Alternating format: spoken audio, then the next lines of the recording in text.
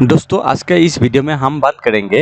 आप अगर mutual fund का कस्टमर है, आप किसी भी कंपनी का म्यूचुअल फंड खरीद के रखा हुआ है, इन्वेस्टमेंट करके रखा हुआ है और कितने भी म्यूचुअल फंड में इन्वेस्टमेंट करके रखा हुआ होंगे, तो एक साथ एक ही स्टेटमेंट में आप कैसे डाउनलोड कर सकते हैं, वो भी एमएफ सेंट्रल मोबाइल ऐप के माध्यम से।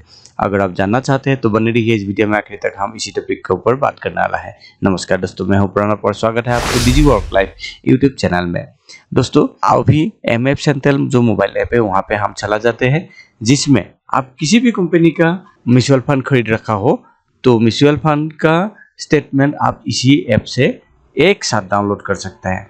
चलिए हम आपको लेकर चलते हैं MF central. MF central app यहाँ पे ओपन हो गया है और हम अपना एमपिन वगैरह डाल के लॉगिन हो जाएंगे।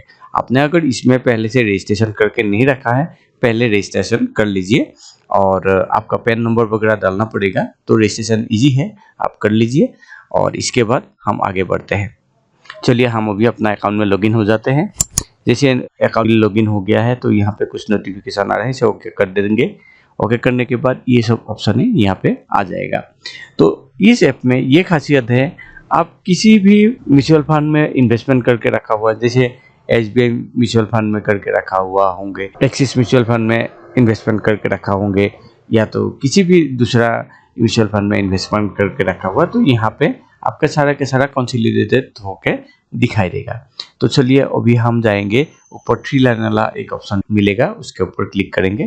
3 लाइन वाला ऑप्शन के ऊपर क्लिक करने के बाद एकदम नीचे देखिए एक स्टेटमेंट का ऑप्शन आ गया है, उसके ऊपर क्लिक करते हैं। उसके ऊपर क्लिक करते ही यहाँ पे 3 ऑप्शन मिलेगा आपको। एक समरी, मतलब इसमें आपका मेनली समरी मिलेगा, कौन सा फोलियो में आपका कितना पैसा इन्वेस्टेड है, कितना करंट वैल्यू है और उसमें कितना लाभ नुकसान हो रखा है, उसका परसेंटेज क्या है, ये सब दिखाई देगा। ठीक है, ऐसे ऐसे करके दिखाई देगा। और एक डिटेल स्टेटमेंट है, तो डिटेल स्टेटमेंट भी आप उसमें देख सकते हैं। फिर माई डाउनलोड तो आप डाउनलोड करने के बाद वहाँ पे सेव हो जाएगा।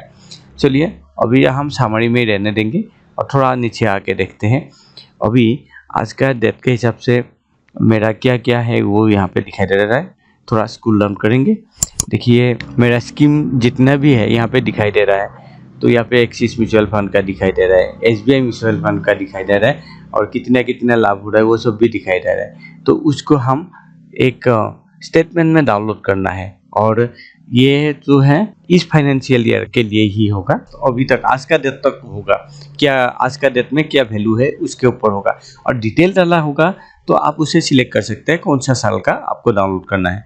चलिए अभी डाउनलोड बटन के ऊपर क्लिक कर देते हैं। जैसे डाउनलोड बटन के ऊपर क्लिक कर देंगे, डाउनलोड भी हो जाएगा और आपको इसे ओपन करने के लिए ऑप्शन पूछा जाएगा। मेरे पास काफ़ी ऐप है, इनमें से एक ऐप को सिलेक्ट करके मैं इसे ओपन कर लेता हूँ। देखिए ये है स्टेटमेंट।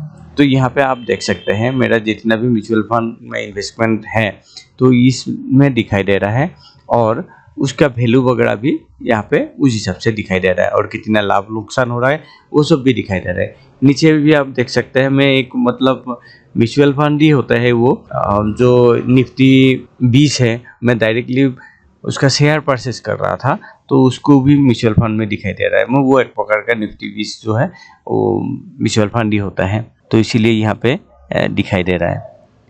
चलिए इसी हिसाब से आप स्टेटमेंट को डाउनलोड कर सकते हैं। अगर आपको ये नहीं चाहिए, डिटेल स्टेटमेंट चाहिए, तो उसके लिए भी फिर पहले वाला पेज में चला जाइए और फिर डिटेल के ऊपर क्लिक कीजिए। करंट फाइनेंशियल ईयर का चाहिए तो करंट फाइनेंशियल ईयर सिलेक्ट कीजिएगा, प्रीवियस फाइनेंशियल ईयर है चाहिए तो प्रीवियस फाइनेंशियल ईयर सिलेक्ट कीजिएगा। अगर आपको डेट वाइज सिलेक्ट करना है तो वहाँ पे स्पेसिफाइड पीरियड को सिलेक्ट करके डेट को सिलेक्ट करना पड़ेगा। इसके बाद यहाँ पर डाउनलोड पीडीएफ वाला ऑप्शन आएगा, तो उसके ऊपर क्लिक कर दीजिएगा, वो भी स्टेटमेंट डाउनलोड हो जाएगा। दोस्तों इसी तरीके से आप किसी भी म्यूचुअल फंड में इन्वेस्ट कर रहे होंगे और कितने भी म्यूचुअल फंड में इन्वेस्ट कर रहे होंगे, उसका कंसोलिडेटेड जो स्टेटमेंट है एक ही जगह में आप एमएफ सेंट्रल के माध्यम से इसी तरीके से कर सकते हैं।